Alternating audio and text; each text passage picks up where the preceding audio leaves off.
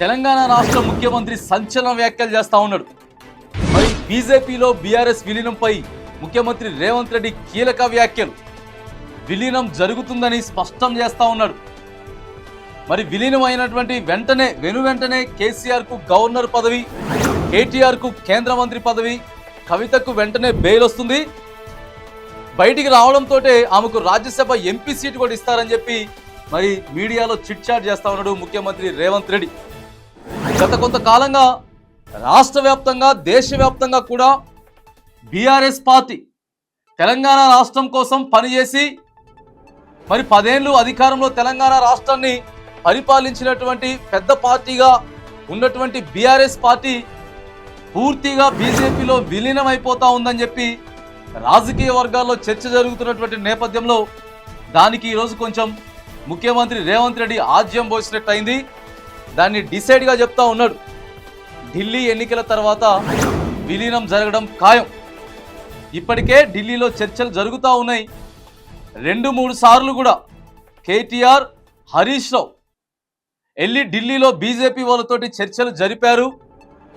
కానీ వాళ్ళ పార్టీలో ఉన్నటువంటి ఎమ్మెల్యేలకు కూడా ఈ విషయం తెలవకుండా, వాళ్ళకు కూడా క్లారిటీ ఇవ్వకుండా దేశ రాజధాని ఢిల్లీకి వెళ్ళి బీజేపీ పెద్దలతోటి మరి అక్కడ సీక్రెట్గా చర్చలు జరిపి పూర్తిగా బీఆర్ఎస్ పార్టీని మరి బీజేపీలో విలీనం చేస్తాం అని ఖాయమైపోతున్నట్లు ఇప్పటికే వాళ్ళు 2-3 సార్లు కూడా ఢిల్లీ వెళ్ళొచ్చారని చెప్పి మరి ఇలా సాక్షాత్తు రాష్ట్ర ముఖ్యమంత్రి చెప్తా ఉన్నాడు. దేశవ్యాప్తంగా కూడా ఇదే చర్చ జరుగుతూ ఉంది. మరి ఇదిలా ఉండగా కేటీఆర్ మాత్రానికి ఒక 2-3 సార్లు సందర్భం వచ్చినప్పుడు మా పార్టీని విలీనం చేయం, ఎవరెవరైతే విలీనం చేస్తారని చెప్పి మాట్లాడుతూ ఉన్నారో మరి వాళ్ళందరి మీద కూడా మేము కేసులు పెడతామని చెప్తున్నాడు. కానీ డైరెక్ట్ ఇయర్ ఒక ముఖ్యమంత్రి స్థాయిలో ఉన్నటువంటి వ్యక్తే ఇది ఖాయమైపోయింది.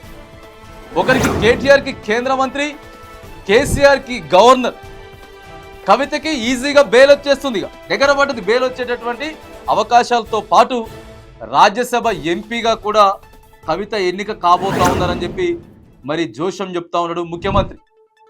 ఇక రాష్ట్రంలో ప్రధాన ప్రతిపక్ష నేతగా హరీష్ రావు ఉండబోతా ఉన్నాడు. అసెంబ్లీలో మా అధికార పార్టీకి ప్రతిపక్ష నేతగా హరీష్ రావు ఉండబోతా ఉన్నాడని కూడా రేవంత్ రెడ్డి చెప్తా ఉన్నాడు. మరి అక్కడ ఇక్కడ ఊహాగానాలు వచ్చినాయే తప్ప మరి ఇలా ముఖ్యమంత్రి స్థాయిలో వ్యక్తి చెప్పడం కూడా చర్చ జరుగుతూ ఉన్నది. మరి చూడాలి. ఇక గత కొంతకాలంగా విలీనంపై చర్చ జరుగుతున్నటువంటి నేపథ్యంలో ఈరోజు ఆ యొక్క ఊహాగానాలు ఏవైతే ఉన్నాయో ఆ ఊహాగానాలకు మరి ముఖ్యమంత్రి రేవంత్ రెడ్డి కూడా ఆజ్యం పోయటంతో ప్రస్తుతం రాష్ట్ర దేశ రాజకీయాల్లో కూడా ఇది చర్చనీయాంశంగా మరి మారింది.